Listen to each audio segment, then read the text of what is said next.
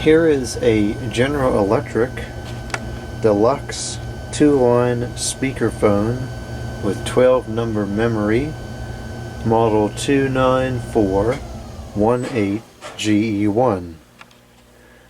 I'm very intrigued by this telephone because I think this is going to be an absolutely phenomenal telephone, which is odd because, generally speaking, about General Electric, I have not found their telephone equipment to really be that good.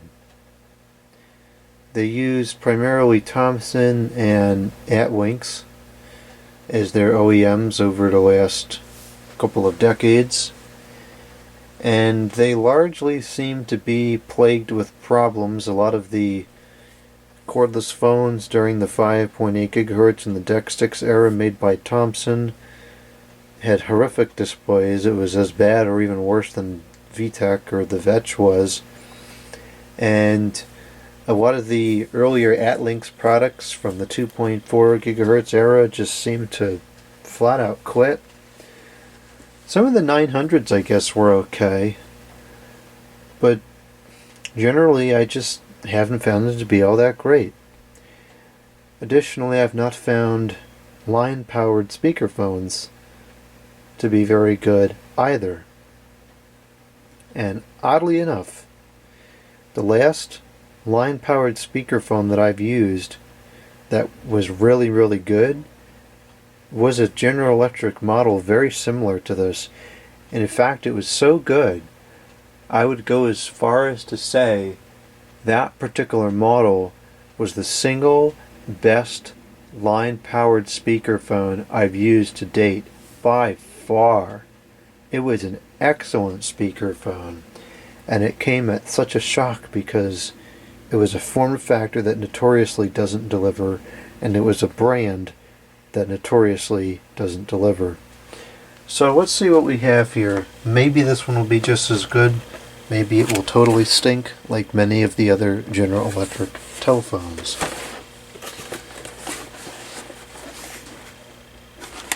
So it looks like we have English and Spanish manuals included, at least when it was new. We have some features here. Hands-free dialing. What? Hands-free dialing? How in the world do you dial without your hands? Hands-free dialing with automatic transfer to handset. I don't know what in the world they're talking about with that. 12 number memory dialing. Distinctive ring for each line. Adjustable volume control for handset and speakerphone. 2-line call conferencing. So let's open this up and see what we have here. We got a photograph of it on the bottom, sitting on some kind of a desk.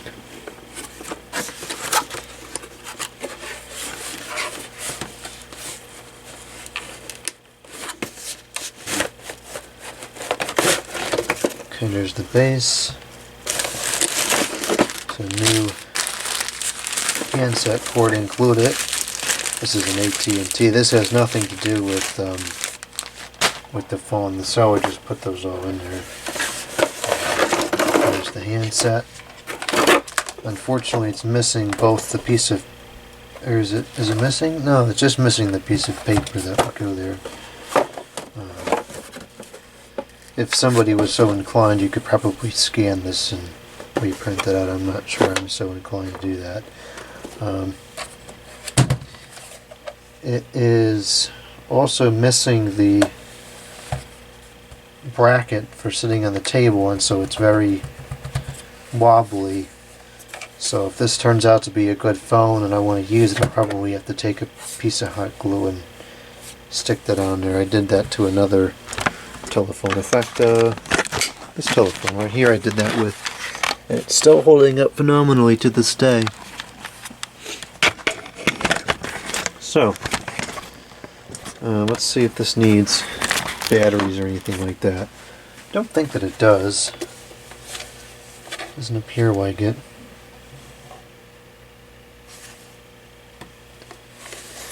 So we have the physical switches up here at the top. We have ringer control for line 1 and line 2, and the telephone line inputs for line 1, line 2. On the side we have the speakerphone volume adjustment and the handset control, which has 3 different levels. This is the speakerphone microphone, which is on the side and not on the bottom. Handset jack. We have 2 speakers here for the ringers, so presumably we have 2 separate piezo's, one for line 1 and one for line 2. We have a hilariously large tone and pulse control. The information's dwell right below it.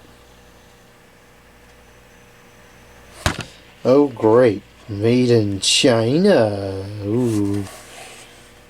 Hopefully it still works, and this is by the Atkins. The handset is super dirty. It's all like hairspray or whatever. Still got the sticker on there, which is kind of cool. The ergonomics on these handsets were pretty decent. It's very similar to a 2500 set in a lot of ways. Here's the cord that came with it. It looks like the cord has become one with itself. It's kind of interesting.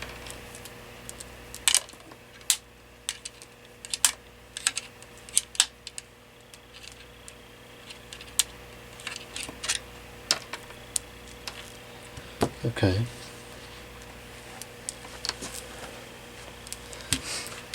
This cord is in pretty rough condition. It's got a couple of kinks here. But it is a 25 foot and it's not super stretched out, so I'll probably keep it. Let's undo all these kinks here.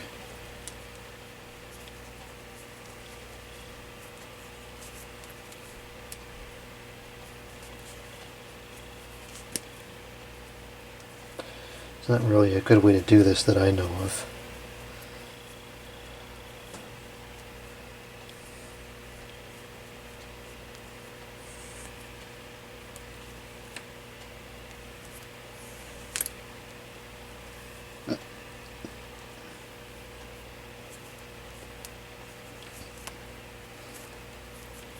Okay, so that's pretty good on that.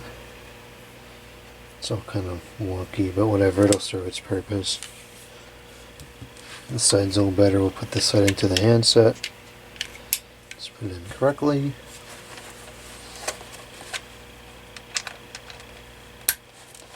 On top of the base we have the speakerphone speaker.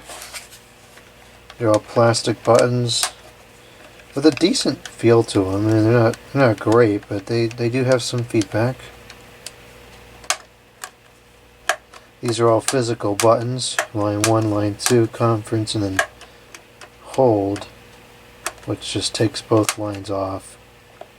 And then here's the speed dials. Alright, let's go ahead and plug this in and see what we have here. Mostly intrigued by the speakerphone, of course. I'll plug this into line 1 and line 2. And this is already starting to retangle itself.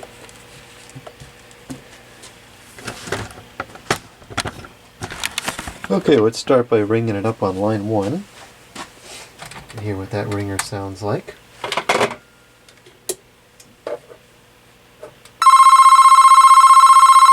I like that ringer quite a bit. And we get a flashing line 1 light as it rings.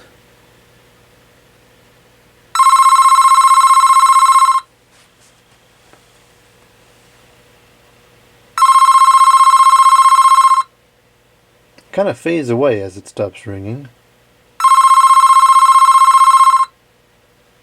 Very classic ringer. Okay, let's switch it over to line 2.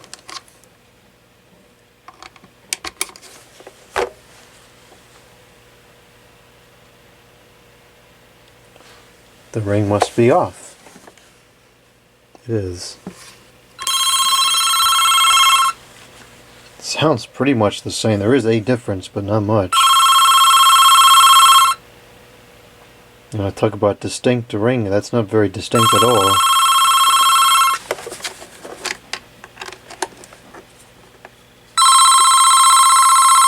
In fact, it's not distinct at all.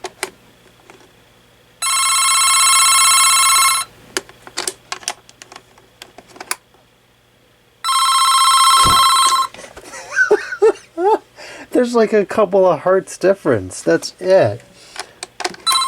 That's distinctive ring. What a joke. I don't see how you could possibly differentiate between that. Even side by side, they're hard to hear. Forget about just random times throughout the day when the telephone rings. That's absurd. Absolutely absurd. Okay. Let's go to the outside line and let's make a call. Start with the handset.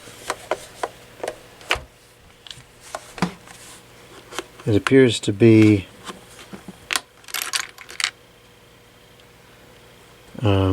okay. Well, that's absolutely ridiculous, to say the least. Well, the hook is now inside the phone. Okay, well, we'll just proceed on like that didn't happen. So let's go to line 1.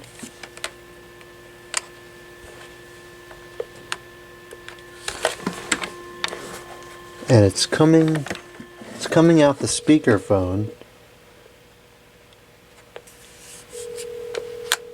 but it's not on speaker.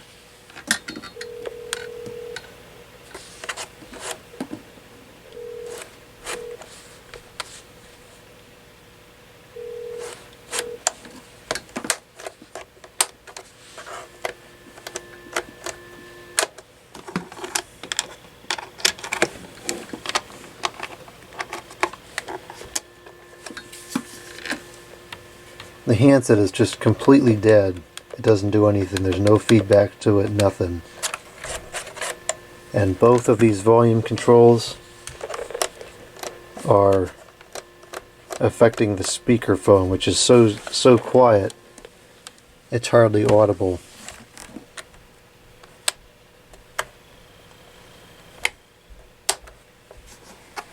Well, I guess the other one I had was the odd one out, because this one stinks just as much as I find these typically do.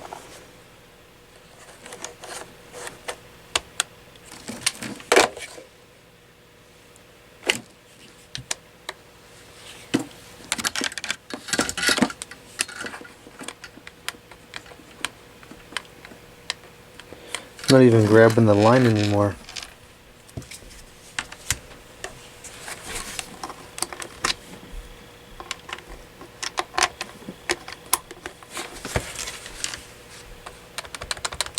Nope. This seems to have completely failed. Let's see if it still rings.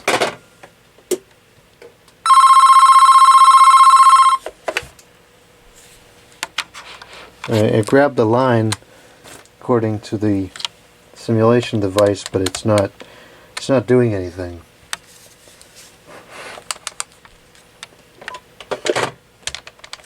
Check. 1 2 3, 1 2 3. No, we got nothing. No transmit, no receive. Well, it's a piece of junk. Not surprised. That's kind of what I expected. That other one that I have is a total outlier.